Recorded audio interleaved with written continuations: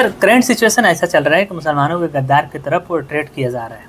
क्या इतिहास का बड़े स्कॉलर है, इतिहास में ऐसा मिलता है कि जो नॉन मुस्लिम राजा थे मुसलमानों को भी इसी तरह शक नज़र से देखते थे। आप थोड़ा सा बताइएगा हमारे व्यूअर्स को। देखिए, मुसलमानों को गद्दार पोर्ट्रेट करने की परंपरा 1857 से चलती है। अच्छा। अंग्रेजों ने दाढ़ी टोपी और पगड़ी कुर्ता पैजामा पहने लोगों को दिखाया कि यही गद्दार है। अच्छा। और 1861 में 1861 में पुलिस एक्ट लाए और उन्हें बताया गया कि इन्हीं पर नज़र रखना है। अच्छा। NCERT 12th की क्लास है हिस्ट्री की, उसमें आप देखिएगा कि किन्हें गद्दार पोर्ट्रेट किया गया है।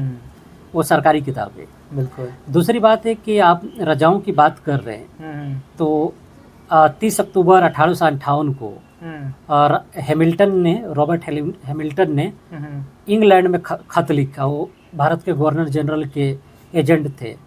उन्होंने खत लिखा कि जब अंग्रेजों और रानी लक्ष्मीबाई के बीच जब जंग चल रही थी और रानी लक्ष्मीबाई हार गई तो उनके साथ रानी के साथ एक मुस्लिम औरत थी।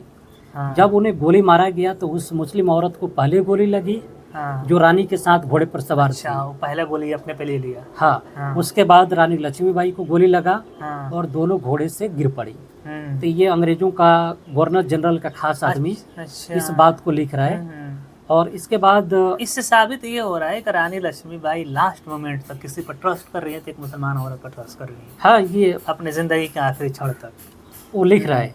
आप इसको एक दूसरे वे से वेरीफाई करिए। पंडित विष्णु भट्ट गोडसे जो महाराष्ट्र के रहने वाले थे, वो उत्तर प्रदेश आए थे दर्शन करने के लिए। काशी मथुरा का जो मंदिरों का शहर माना जाता है उसके तीर्थ यात्रा करने और दर्शन करने आए थे जब तक कि 1857 की क्रांति शुरू हो गई। तो वो लिखते हैं कि रानी को बचाया मुसलमान जो उनके अरब नौकर्स थे जो उनके फौज में थे।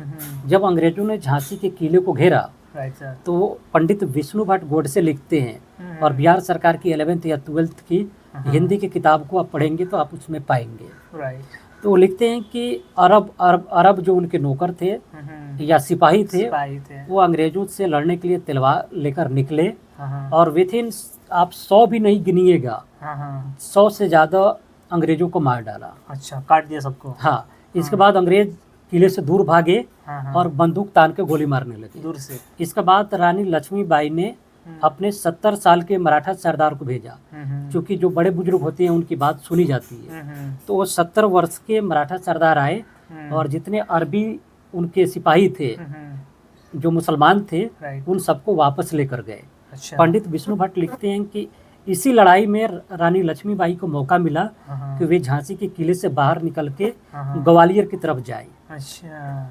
भले सिंधिया परिवार जो आज के मंत्री संतरी हैं पहले भी थे, हम किसी का नाम नहीं लेंगे, तो उन लोगों ने रानी लक्ष्मीबाई को साथ नहीं दिया। अच्छा। पंडित विष्णु भट्ट ये भी लिखते हैं कि जब रानी प्यासी थी तो घोड़ा से उतरकर वो पानी भरने गई। अच्छा। तो मैंने सोचा कि मैं पानी भर के दे दूं, तो उन्होंने हाथ जोड़ लिया, कहा कि आप ब्राह्मण देवता हैं, आपके हाथ से हम पानी नहीं लेंगे, हम आपकी काफ़ी इज्जत करते हैं। तो रानी लक्ष्मी ने खुद पानी भरा और फिर वे घोड़े से निकल के चले गए। तो आप शक करेंगे कि अंग्रेज लिख रहा है, तो पंडित विष्णु भट्ट गोडसे भी ऐसे ही बात को लिख रहे हैं। बिल्कुल। तो इतिहास की ये सच्चाई है। तो रानी लक्ष्मीबाई को ग्वालियर में सपोर्ट नहीं मिला, अदरवाइज रानी लक्ष्मीबाई बच भी सकती थी। सिंधिया परिवार और जो उस समय के सिंधिया राजा थे उन्होंने धोखा दे दिया। वो आगरे की तरफ अंग्रेजों तो एक बड़ी बात यह भी है कि जो रानी लक्ष्मीबाई देश के लिए लड़ी उनका परिवार कहाँ है किसी को नहीं पता, लेकिन जिन लोगों ने धोखा दिया आज भी राज कर रहे हैं।